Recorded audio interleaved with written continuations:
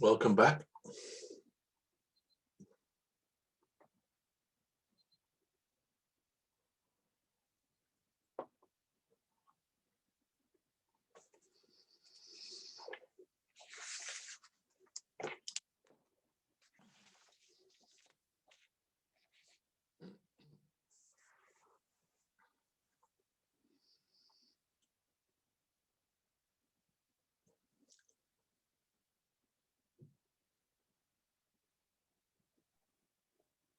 Nigel?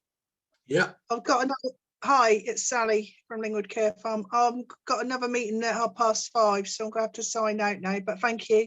Fine. Thanks for coming, Sally. See you again. Bye. Okay, everybody. Sorry about the rather rough end to the session, but that's the way these things go. I hope you found that useful. I dipped in and out of all the groups. They seem to be going well. Lots of very useful information and questions and discussion. Inevitably, with limited time, we've only sort of scratched the surface of some very important issues today. Just to round off the afternoon, if I could just do what I did before and ask those who presented just to give us a brief bit of feedback or reflection on the discussion in their groups. Nicola, first, would you like to kick off on the children?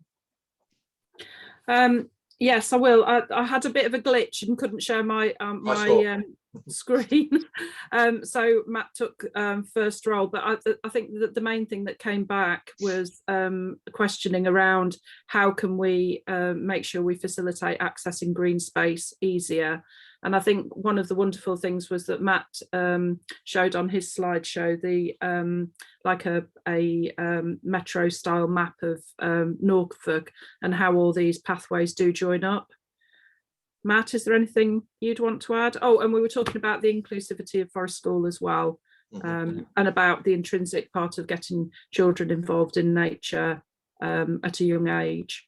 So Matt, I'll pass over to you because you might be able to explain that better. Yeah, so I think we're looking at actually how, how can we make our green space more accessible for everyone? And actually some of that is some of the infrastructure. So actually some of the hard kind of improvements we can make, and there was a really good comment that actually if we do something which is wheelchair accessible, it's much better for people with buggies and, strollers and things like that. So I think that's, something we should always be making sure everything's ready, people with small, young children as well. So that was a really good comment and really interesting comment about, what can we do to improve some of our access with people suffering from long COVID. And actually, we're doing work on, dementia-friendly walks and making sure that we've got accessible walks which have more benches, but actually is that something as an immediate need we need to do? I think the final point is actually how with our existing green spaces, which are public parks, actually what more can we do with those to improve the quality and actually maybe change the ways we view them and can manage them. And I think that's something that I think was, hopefully there's some good practice already, but actually how do we change that bit of mindset? So when people go to a park, they hopefully will expect a bit of meadow and it won't be also finely cut and manicured. So that was kind of my key takeaways and actions that I will try and progress. Yeah, thanks. I mean, particularly interested in the last point about parks and formal green spaces. You may be familiar, I think it was Nesta that ran a program called Rethinking Parks, which I think closed recently. But that I think prompted a lot of very interesting discussion about, how do we use, what do we view in our park, what do we use it for, and how can we make it much more of an owned, if you like, community resource. There are some great examples, I think, I'm a Green Flag Award judge for parks and gardens. There are some great examples around the country, certainly in this region, where friends of parks and other community groups are actively involved in developing community orchards, allotment working, and a whole range of other very, participative approaches, shall we say, which is great. Thank you both, really interesting. I haven't really got time for questions, Anne, I don't think. If we could just perhaps put it in the chat, if that's all right. Just wanted to go to Simon and finally Cheyenne and Tim. Simon, any thoughts from you? Yeah, I mean, we covered the role of our streets and neighborhoods in our physical health and mental well-being, and there was some really good feedback about the the enormous number of competing priorities that come within the design of new neighborhoods or changes to our own, but ultimately the importance of the need to prioritize people's ability to be able to walk, cycle, play safely in their spaces. And B brought up a great point about that,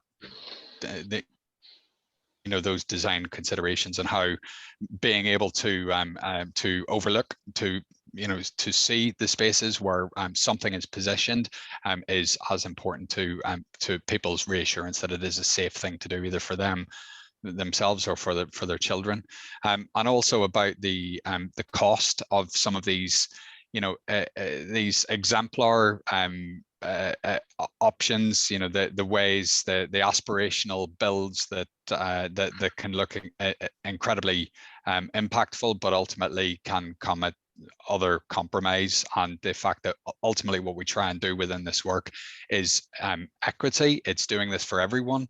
It's ensuring that every neighborhood, every street and space is able to benefit in an equal manner from your right to to be physically active, and some of that may be at the cost of convenience, and I think that's one of the challenges that special interest group I'd love to pick up, that how we engage communities on that loss of convenience, which ultimately will enable better health outcomes for us all.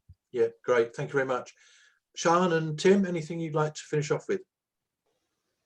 That one to Tim, because he's got the detail of locality and actual implementation. I was just slightly going off at a tangent, if I'm allowed. I just remembered some of the schemes I've known over the years where people have volunteered doing granny's garden and stuff, and even growing food that you then share with the older person and with the community, and some of those things which I'm sure you're doing in Norfolk. But in terms of the well-being of populations, it's not just about physical and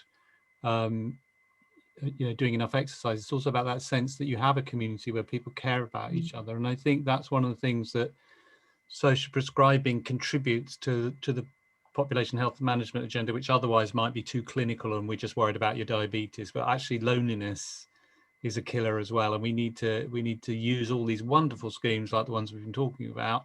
And it doesn't matter whether you're doing up someone's the front verge that belongs to the council or a little old lady's garden. If you're unemployed and that's giving you a purpose, that's really good as well. So yeah, excellent. Thank you. Anything, Sian? I just really concur to that last comment, and 5 ways to wellbeing never goes out of date, and it's evidence-based. So yeah, there's always something to do around 5 ways to wellbeing that makes a difference. Yeah, brilliant. Well, thanks very much. And first of all, a very big thank you to all those that have presented today and contributed directly. Really grateful to you for your input, and it's obviously stimulated a lot of very interesting questions, and to some extent within limited time some discussion as well.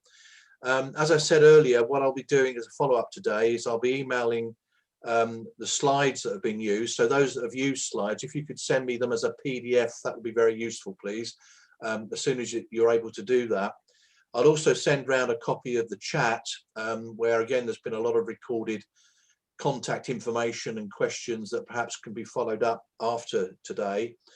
And I'll also send you the recording link, because I have been recording just about, I think, never remember to press the right button, but I think I've managed to record the 2 plenary sessions that we've had at least. So there's a bit of feedback, if you like, to perhaps jog memories and things.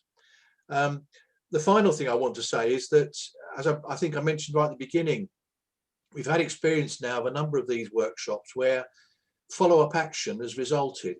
Now, to an extent, it's already happening as far as some of the things we've talked about today are concerned, particularly around the things that Simon was talking about, and the, as we're calling it, the Place Perfect special interest group, which again had, we had some interesting discussions earlier today with a different set of people on related matters. So that idea of, I think, influencing design, maybe engaging with communities, existing communities, to assess their environments and think about changes they would like to make, that's in a sense already happening. So if there is anyone here who's interested in joining that special interest group, then please let me know, and I can let Simon know, who's going to be leading on that. But equally, if there are things that have come up today which you feel very passionate about and that you think are worthy of some further discussion, but also maybe some action, let me know and we'll see whether we can develop further interest groups to take the agenda forward. With that, I think that's all I've got to say. Sorry if you've not had a chance to perhaps say as much as you'd like to, but we have had about 50 or so people on the session today, which is great. And I hope you've all got something from today and found it useful. And I look forward to being in touch with you again in the future. Thanks for joining us. Have a good evening. Bye. Thank you, Nigel. Thanks, Nigel.